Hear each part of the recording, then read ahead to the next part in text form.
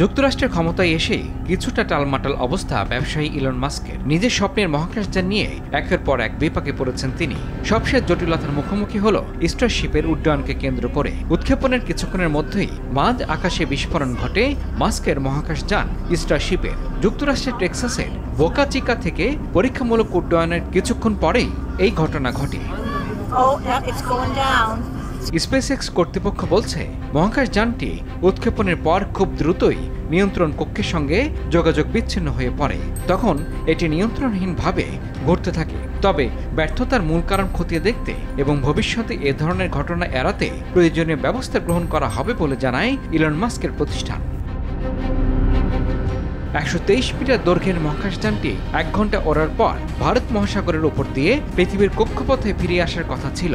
তবে উৎক্ষেপণের কিছুক্ষণ পরেই এটি বিস্ফোরিত হয়। ধনকুবের ইলন মাস্কের মালিকানাধীন প্রতিষ্ঠান স্পেসএক্স কর্তৃপক্ষ বলছে, তাদের প্রতিনিধিরা তাৎক্ষণিকভাবে নিরাপত্তা কর্মকর্তাদের সঙ্গে সমন্বয় শুরু করেন।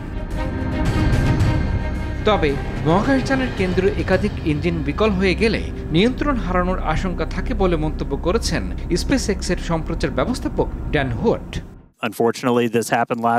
আপনারা দেখতে পাচ্ছেন, আমরা মহাকাশযানটির নিয়ন্ত্রণ হারিয়েছি। স্টারশিপ একটি স্পিনে ঢুকে যায় এবং আমাদের সাথে যোগাযোগ বিচ্ছিন্ন হয়ে পড়ে।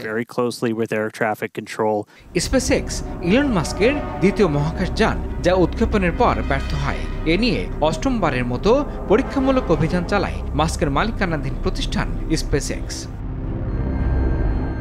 তবে এ ঘটনায় কেউই হতাহত বা ক্ষয়ক্ষতি হওয়ার খবর পাওয়া যায়নি। সামাজিক মাধ্যমে পোস্ট করা ভিডিওতে দেখা গেছে জ্বলন্ত ধ্বংসাবশেষগুলো ফ্লোরিডার দক্ষিণাঞ্চল ও বাহামার আকাশ থেকে ছিটকে পড়ছে। স্পেসএক্স স্টারশিপ হল এ যাবৎকালে তৈরি সবচেয়ে বড় রকেট। উৎক্ষেপণের কিছুক্ষণ পরেই এটি নিয়ন্ত্রণ হারিয়ে ফেলে। এই ঘটনায় কেউ হতাহত হওয়া বা ক্ষয়ক্ষতি হওয়ার কোনো খবর পাওয়া যায়নি। তবে ক্যারিবীয় সাগরে দ্বীপ রাষ্ট্রগুলোর বাসিন্দাদের তোলা ছবিতে দেখা গেছে জ্বলন্ত ধ্বংসাবশেষগুলো আকাশ থেকে ছিটকে ছিটকে আসছে। এদিকে দুর্ঘটনার পর জ্বলন্ত ধ্বংসাবশেষ ছিটকে পড়ার আশঙ্কায় মায়ামি, অরল্যান্ড সহ ফ্লোরিডার বেশ কয়েকটি বিমানবন্দরে ফ্লাইট চলাচল সাময়িকভাবে স্থগিত রাখে কর্তৃপক্ষ। যুক্তরাষ্ট্রের কেন্দ্রীয় বেসামরিক বিমান চলাচল কর্তৃপক্ষ এক বিবৃতিতে বলেছে, বিভিন্ন বিমানবন্দরের দিকে আসা এবং সেখান থেকে রওনার অপেক্ষায় থাকা ফ্লাইটগুলো বিলম্বিত করা হচ্ছে। এর আগে গেল জানুয়ারিতে টেক্সাসে স্পেসএক্সের উৎক্ষেপণ কেন্দ্র থেকে উৎক্ষেপণের কয়েক মিনিট পরে একটি স্টারশিপ রকেট অভিযানে ব্যর্থ হয়। ইমরান হাসান, RTV।